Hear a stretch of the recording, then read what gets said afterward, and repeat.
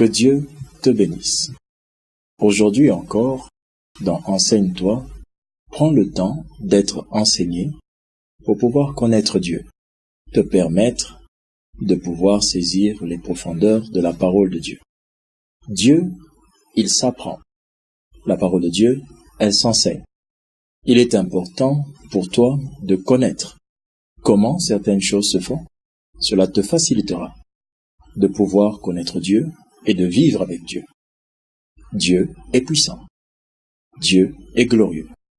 Toutes ces choses merveilleuses que l'on connaît de Dieu peuvent être vécues lorsque tu es enseigné. Aujourd'hui, nous allons apprendre ensemble un thème qui va beaucoup t'aider avec ta Bible, car tu pourras l'écrire dans tes notes. Aujourd'hui, nous apprendrons sur les 4 relations avec ma Bible. Les 4 relations avec ma Bible. Tu as certainement une Bible et je crois qu'elle ne se retrouve pas dans un tiroir oublié. Et si elle se retrouvait dans un tiroir oublié, je te demanderais d'aller la chercher et de la ramener pendant que nous allons apprendre ensemble aujourd'hui sur ce merveilleux thème. Les 4 relations avec ma Bible. Je ne voudrais pas te dire les 4 relations avec ta Bible, mais je préfère que toi-même tu dises et que tu répètes avec moi les 4 relations avec ma Bible. La Bible, c'est la parole de Dieu.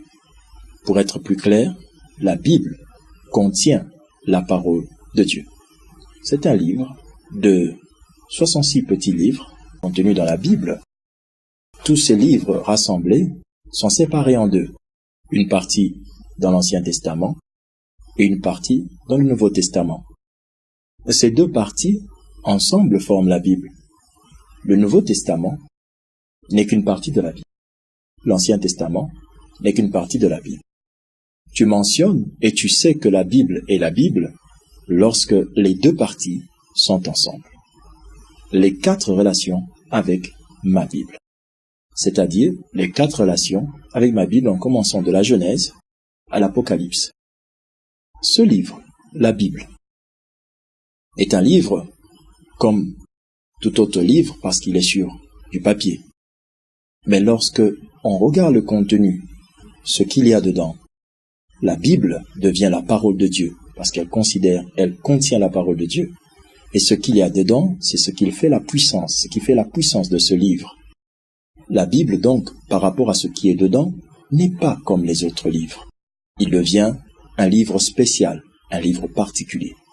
Si, dans ton étagère de livres, tu as mentionné d'autres romans pour pouvoir les lire, les romans fantastiques ou d'autres romans ou bien d'autres romans historiques, j'aimerais que tu puisses à partir de cet enseignement mettre comme premier livre la Bible.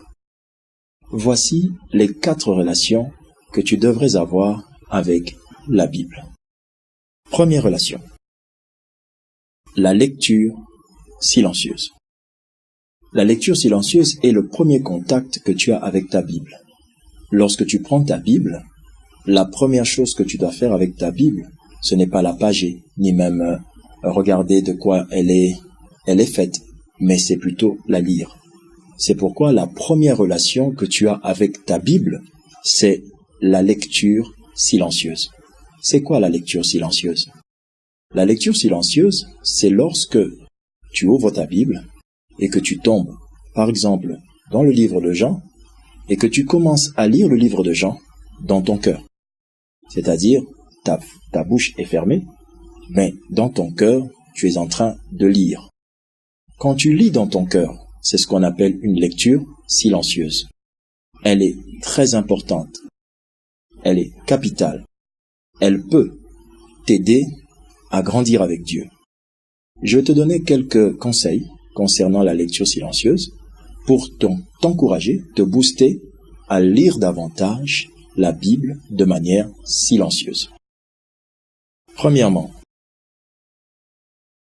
la lecture silencieuse te permet de pouvoir exprimer ou encore faire exprimer ton cœur. Le cœur dont je te parle, c'est la partie intérieure de toi-même qui te permet de parler à Dieu dans le plus profond de ton être. La lecture silencieuse, eh bien, cette lecture qui va te permettre à ce que ton cœur se mette à parler. Et lorsque tu apprends à ton cœur à lire la Bible silencieusement, ton cœur apprend à parler. En apprenant à parler, ton cœur apprendra aussi à s'exprimer à Dieu. Il y a des fois que tu auras envie de parler à Dieu, tu ne seras peut-être pas capable de le dire à haute voix parce qu'il y a quelqu'un à côté de toi. Dans ce cas, tu devras parler à Dieu dans ton cœur. Mais comment parleras-tu à ton cœur si tu n'as pas appris ou bien tu n'as pas pris l'habitude d'exprimer des paroles avec ton cœur à Dieu? Les paroles, nous apprenons à l'exprimer lorsque nous faisons des lectures silencieuses.